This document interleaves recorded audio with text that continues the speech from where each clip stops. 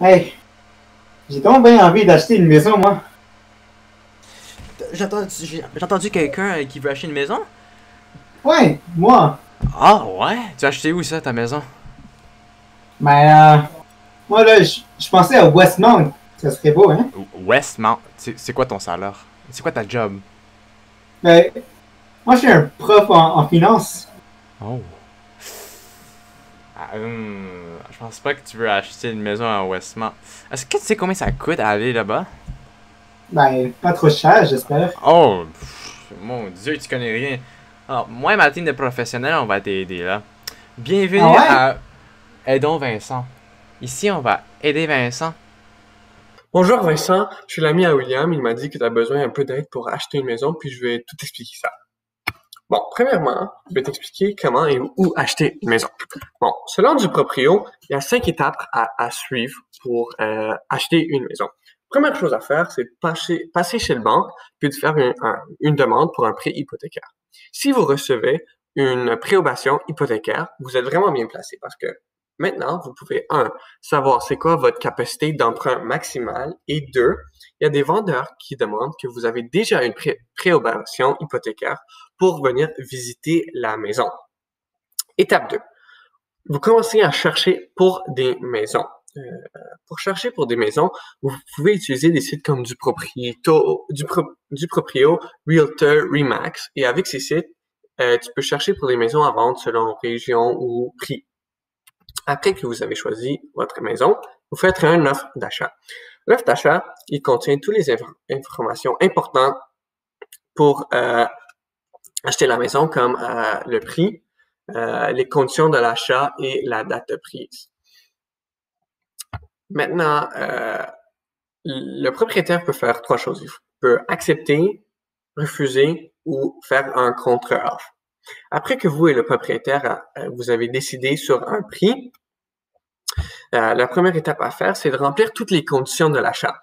Une condition qui doit souvent être remplie, c'est que l'acheteur reçoit une preuve de financement par une institution financière. Après que toutes les conditions sont remplies, vous et le vendeur, vous allez passer chez le notaire. Le notaire va payer le vendeur, il va changer le nom du propriété pour votre nom et il va te donner l'acte de vente final. Mais il n'y a pas juste ça qui est important à savoir, il faut aussi savoir qu'est-ce qui donne euh, une maison sa valeur. Parce que tu veux savoir si les prix qu'un vendeur te donne est trop gros ou juste. La plus grande influence sur la valeur d'une maison, c'est le principe de l'offre et la demande. Essentiellement, s'il y a une grosse demande pour des maisons, le prix va augmenter. Et s'il y a une plus petite demande pour des maisons, les prix vont diminuer. Il n'y a pas juste ça qui affecte la valeur d'une maison. Il y a aussi la localisation, le type de propriété, l'année de construction, s'il y a eu des rénovations, s'il y a une piscine, un foyer, un sous-sol, un garage, il y a beaucoup, beaucoup de choses. Mais pour vous montrer la valeur, euh, la, comment la localisation peut affecter la valeur d'une maison, je vous ai préparé 3 maisons différentes à 3 régions différentes.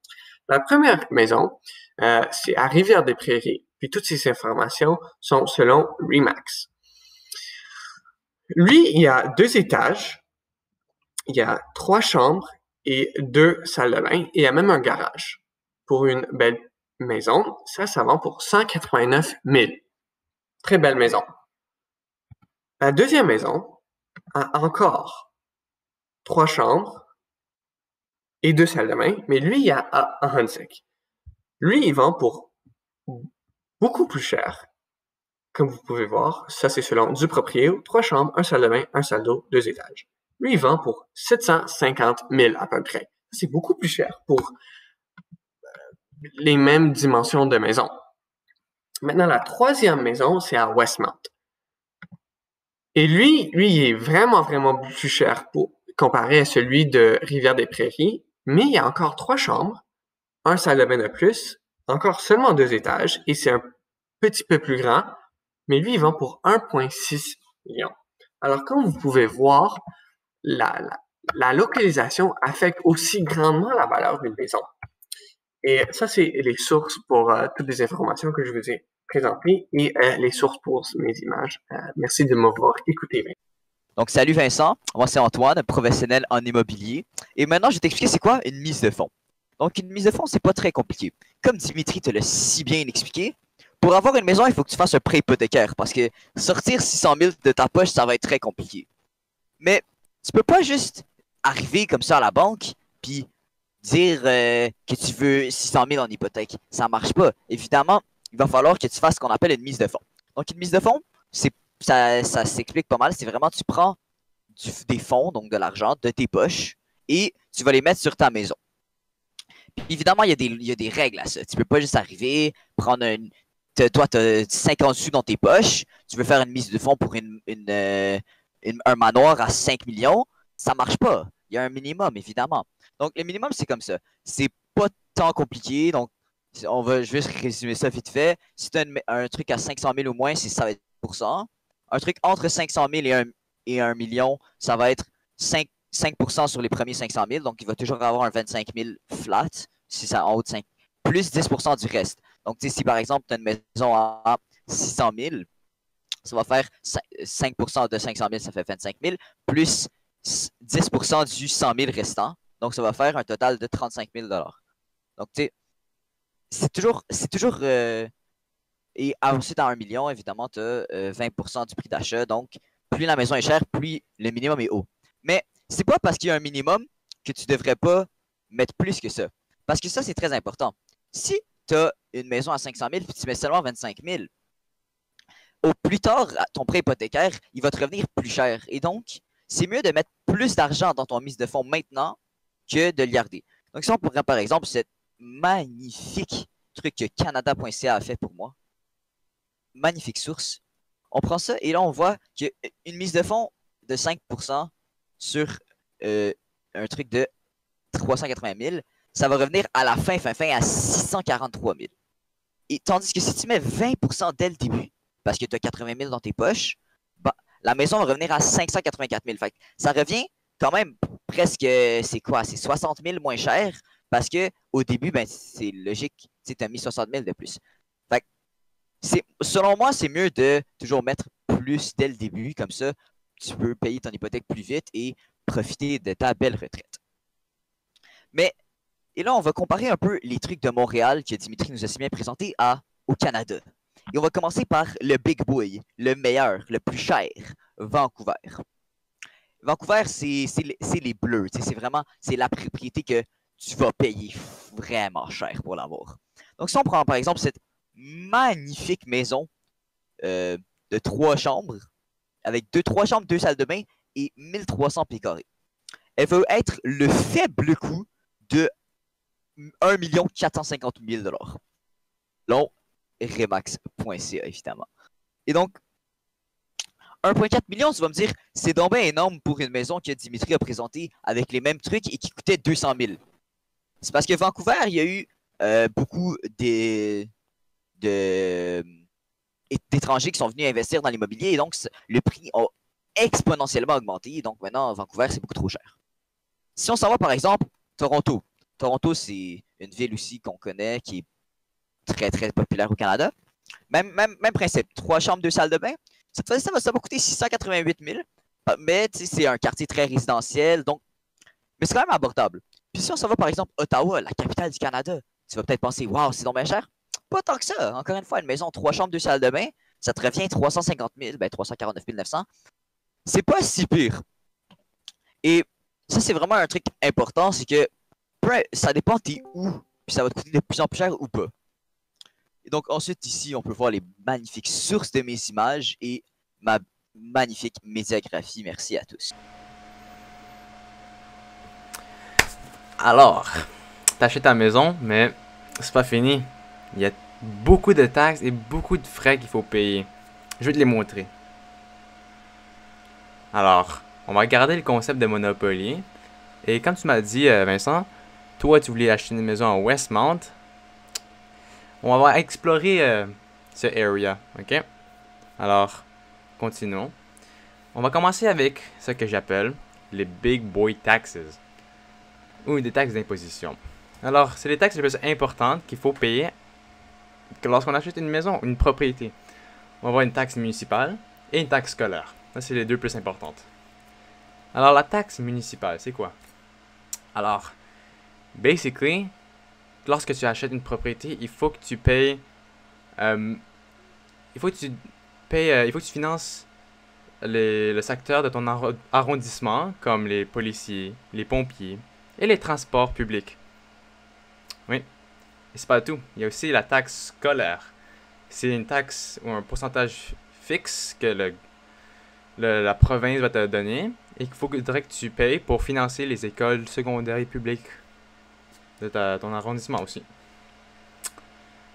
Mais là, on va prendre un exemple de ta maison. On va dire que ta maison a une valeur évaluée de 500 000, qui est même pas le prix d'achat, c'est la valeur évaluée. C'est un petit peu différent. Mais la valeur évaluée du gouvernement, on va dire que c'est 500 000. On va checker Westmount. Taux d'imposition en 2020, c'était 0,814. Alors, si on fait le calcul, ça va donner 4073 de Big Boy Taxes. Mais c'est pas fini, il y a des frais reliés encore plus. Il y en a beaucoup plus, mais on va parler de deux. Taxe de bienvenue et frais notaires. Alors, taxe de bienvenue, c'est quoi ça? C'est tellement simple. Alors, basically, quand tu achètes une propriété dans un nouveau secteur, il faut que tu payes. Il faut que tu payes une somme de 1 ou ça peut aller jusqu'à 3%, c'est cher, au notaire pour la personne qui t'a acheté la propriété. Mais tu payes seulement ça une fois. Alors, c'est pas chaque année. Mais c'est pas tout. Il y a aussi le frais de notaire. Et ça, il faut payer le notaire, là. Il fait sa job. Et ça peut aller jusqu'à 500$. Alors, ça accumule quand même rapidement. Et on pense que c'est fini, mais non. C'est toujours pas fini. Il va y avoir des frais extra. Et on aime se gâter, mais c'est pas des frais extra. C'est vraiment... il y en a qui sont nécessaires. Comme l'électricité. Ça coûte cher à Hydro-Québec. L'eau. On a besoin d'eau chaude ici. Le chauffage. Ça, c'est bon. Surtout durant l'hiver. Le Wi-Fi. Et évidemment, on a besoin du Netflix, là. Tout ça, ça peut être différent pour chaque personne. Alors, on va juste les laisser de côté. Mais sachez que ça peut monter beaucoup. Alors, on a fait le calcul. Bienvenue, notaire et Big Boy Taxes, ça donne environ 14 500 total pour ta maison de 500 000. C'est quand même cher, là. Et les Big Boy Taxes, c'est par année. Alors, ça accumule, n'oublie pas. Mais ça accumule beaucoup. Alors, vous pouvez voir dans mes sources. Là, c'est mes sources d'images. Et ma belle médiagraphie. Pour cette vidéo, j'ai utilisé le site de Westmount pour toutes les informations des maisons et les taxes. Les frais de notaire, c'est quoi? Pour savoir, c'est expliquer le notaire, qu'est-ce qu'ils font. Et le taxe municipal de Westmount, parce que ça change à chaque année. Allô Vincent, moi je m'appelle Vincent Wong et maintenant je vais t'expliquer comment vendre une maison. Pour vendre une maison, tu as deux options possibles. Soit tu le fais avec un agent immobilier ou soit tu le fais par toi-même. Selon la CAA, il y a des avantages et des inconvénients pour les deux options. Alors, par exemple, si toi, tu as un agent qui s'appelle Jim, c'est quoi les avantages? Mais Jim, lui, c'est un professionnel dans ce domaine et il a beaucoup d'expérience, alors il sait qu'est-ce qu'il fait. Et aussi, Jim, il peut publier ta maison sur des sites et sur des journaux que toi, tu ne pourras pas faire si tu le faisais tout seul. Mais c'est quoi les inconvénients? Ben, avec Jim, il va prendre ton argent. Parce qu'en engageant un agent immobilier, il y a aussi un frais commissaire. C'est où l'agent va prendre 5 à 7% de la prix de vente de ta maison. Et un autre inconvénient, c'est qu'il pourrait y avoir des conflits intérieurs parce que tu ne serais plus la seule personne à pouvoir accepter ou refuser une offre. Et maintenant, si tu décides de le vendre tout seul, c'est quoi les avantages? Mais, premièrement, tu vas avoir tout l'argent, alors tu vas faire plus de profit. Tu peux aller à ta propre vitesse et c'est encore plus facile aujourd'hui pour le faire grâce à des sites comme Duproprio et Proprio Direct. Et les inconvénients, c'est un gaspillage de temps et d'énergie. Et aussi, pas tout le monde est bon à négocier. Alors, ça pourrait être plus difficile pour une personne que pour un agent, par exemple. Pour vendre une maison, il faut connaître c'est quoi une offre d'achat. Et selon Duproprio et protégez-vous.ca, une offre d'achat, c'est quand l'acheteur il propose un prix au vendeur et le vendeur il a un temps maximal pour répondre à cette offre. Quand tu fais face à une offre d'achat, tu as trois options possibles. Tu peux la refuser, l'accepter ou même proposer un contre-offre. On va le mettre en contexte. Par exemple, tu veux vendre ta propriété à 770 000 $. Alors, tu mets un prix de 820 000 $ pour que quand tu négocies un prix, tu vas pouvoir quand même atteindre ta prix ciblé. Puis, Madame Lola, elle est intéressée. Elle va faire une offre d'achat pour 740 000 $. Mais 740 000, c'est trop bas pour toi. Alors, toi, tu vas faire un contre-offre à Madame Lola à 780 000 $. Mais c'est trop haut pour Madame Lola. Alors, elle, à son tour, elle va faire un contre-offre à ton contre-offre à 755 000 $. Et toi, tu vas penser qu'elle est cheap. Alors, tu la refuses. Puis, tu rencontres Monsieur Hamil. Monsieur Hamil, lui, tu l'aimes. C'est un nice guy. Et il fait une offre d'achat de 790 000 $. Et 790 000 $, c'est 10 000 $ plus haut que ta prix ciblé. Alors, tu acceptes ton offre. Et selon la Banque nationale, quand tu fais une offre d'achat, c'est que tu fais une promesse aussi. Alors, le vendeur, lui, il promet de vendre sa propriété et l'acheteur, lui, il promet d'acheter ta propriété. Et l'acheteur, il peut faire cette promesse et poser des conditions à cette promesse. La plus fréquente étant une inspection satisfaisante de la propriété pour vérifier s'il y a des vices cachés ou pas. Alors, merci Vincent.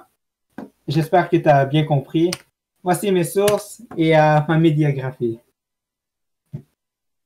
Vincent, si tu voulais savoir un petit fait intéressant, au cas où tu gagnes le Lotomax demain matin, puis tu veux vraiment gaspiller ton argent, je vais te montrer les 10 villes les plus chères au monde pour acheter des maisons.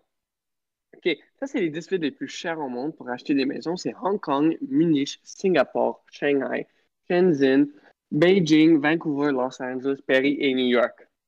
En plus de ça, 5 des 10 villes les plus chères au monde sont tous en Asie. De plus, 4 sont en Chine.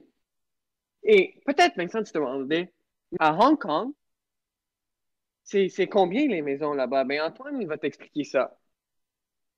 Donc, à Hong Kong, la ville la plus chère du monde, en moyenne, le pied carré, désolé, se vend à 13 422 $. Et là, Vincent, probablement que je le vois dans tes yeux. Tu es étonné, tu te dis, waouh, 13 000, mais c'est énorme. Mais je pense pas que tu comprends. 13 000, mais c'est énorme. Exactement. Je pense pas que tu comprends à quel point c'est cher.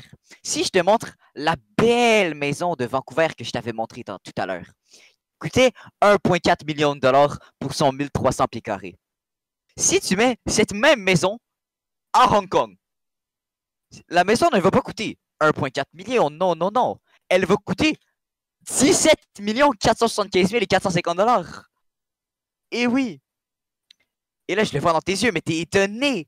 Et tu te dis, mais comment est-ce que c'est aussi cher que ça?